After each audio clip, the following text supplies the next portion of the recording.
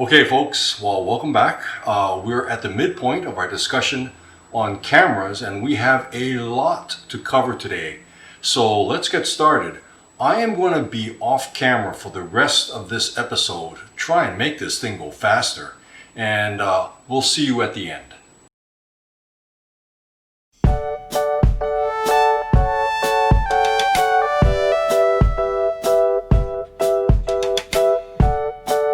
Okay, let's move to the mid-level section of that graphic. And this is where there's just an enormous amount of models. There are three different types of mid-level cameras. One is the point and shoot.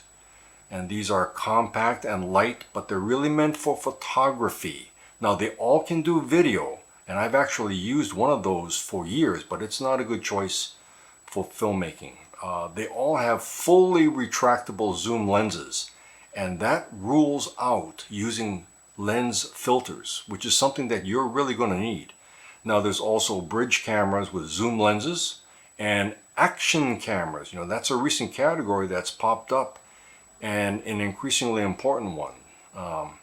Most of these small cameras, action cameras, can shoot 4K, and they all have electronic image stabilization software to help smooth out the video. The better and more expensive models have noticeably better EIS software. Okay, DSLR cameras, the next group. Digital single lens reflex. In this group, there's also a huge array of brands and models, and it's probably the biggest level of the four. This is where most of your cameras now reside.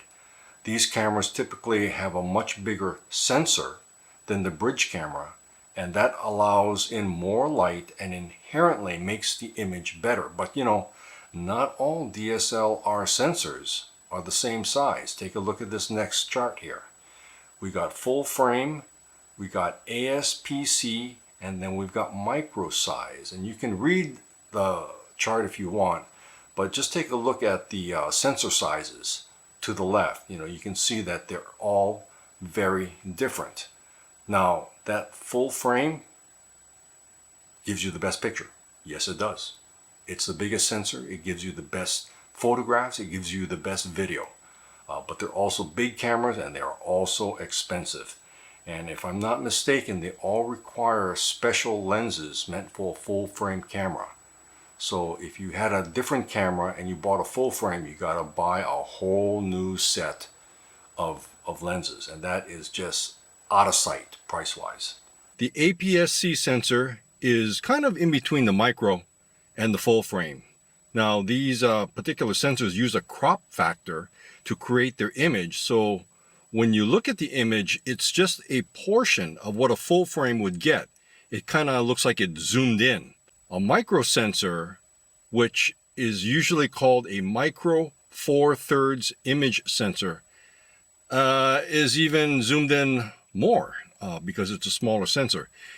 Kind of sounds silly, you know, almost to make the sensor smaller when DSLR should be getting bigger.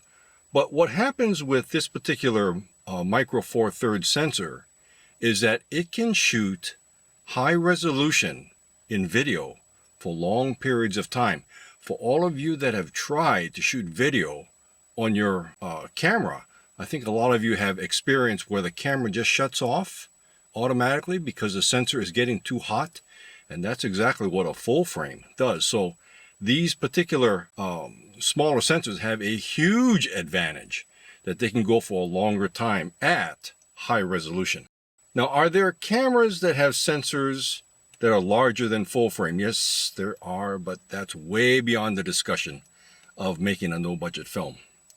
Now, there is another type of camera that's becoming very popular, and that's the mirrorless camera.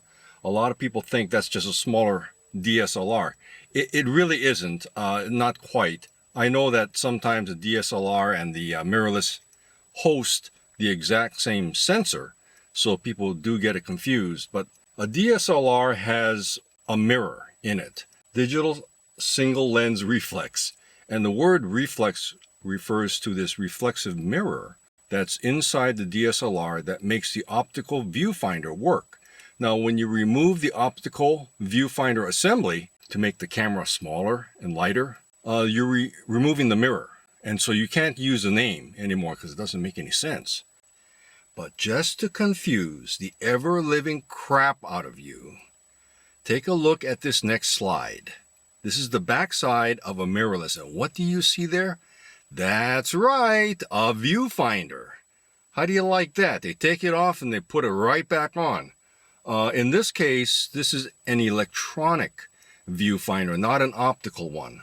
But, you know, that further confuses people too, the difference between DSLR and mirrorless. There's one more thing about a mirrorless camera I wanted to share. You know, if that's all there is to mirrorless, then how come the lowly point and shoot camera is not a mirrorless camera? Because it doesn't have an optical viewfinder. Well, in the industry, mirrorless assumes a big sensor like an APS-C or even a full frame, and that's something that a point and shoot camera could never match. Okay, there is no additional function in a mirrorless camera. It's just smaller and lighter. Let's take a look at this next slide here, and this is a partial listing of the major brands and the lower cost DSLR cameras. This is not a comprehensive list. It is not meant to be. It is meant to be major manufacturers and their lowest cost DSLR.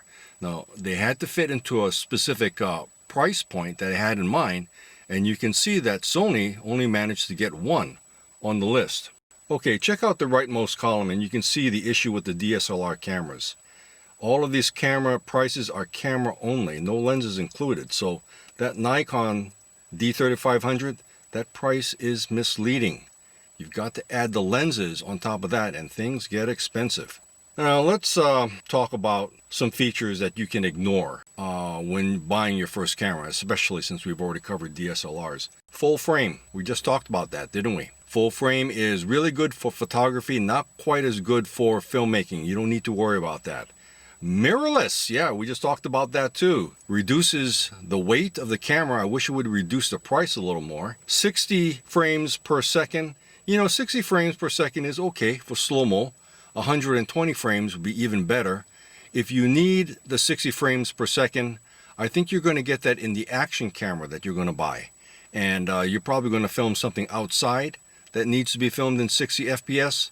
60 frames per second is nice to have in any camera that you have, but you don't need it in your main camera. Maybe just your action camera. Shooting in log. You know, I didn't really cover this, but you will come across this topic if you are going to research DSLR cameras. There's C-Log, V-Log, S-Log. You know, it increases dynamic range, and I don't want to get into it right now, but I just want to say, like full frame, it does make a difference in photography.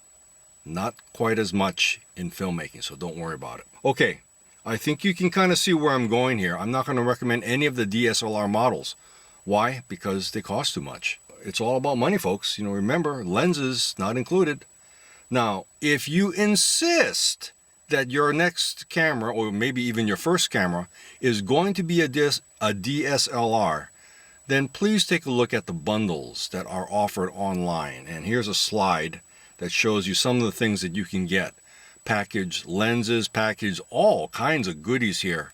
And they throw them in with a purchase of a DSLR camera. So by all means, take advantage of these bundles because you can get some good value here. Okay, time to make a decision. You know, we've gone over the cameras, and I just want to say that there is no perfect camera. Stop looking for that.